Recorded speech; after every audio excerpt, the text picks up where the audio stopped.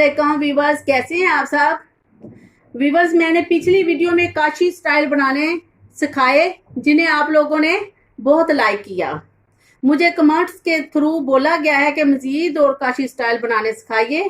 काशी के स्टाइलिंग का लोगों को बहुत ज़्यादा क्रेज होता है। वो एक मंजे हुए हेयर स्टाइलिंग और मेकअप के आर्टिस्ट है। ये स्टाइल बेसिकली बहुत मुश्किल नहीं है, बहुत इजी और सिंपल है जो आप आसानी से सीख जाओगे।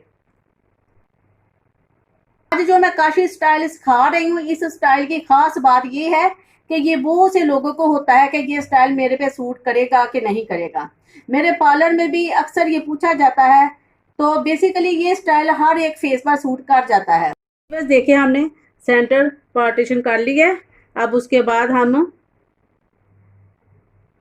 ये ऐसे करके ये 3 सेक्शन में लेयर्स ले लेंगे और उसको आम ब्रेड जैसे हम बनाते हैं उसी तरह नॉर्मल तरीके के साथ हमने ऐसे किया और फिर इस तरीके से ऐसे कर दिया।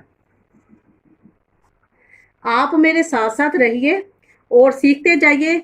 जो पहली बार मेरी वीडियो को देख रहे हैं वो सब्सक्राइब करना मत भूलिए, लाइक शेयर ज़रूर कीजिए और साथ ही साथ अपनी राय का इजहार भी कीजिए कमेंट्स के थ्रू।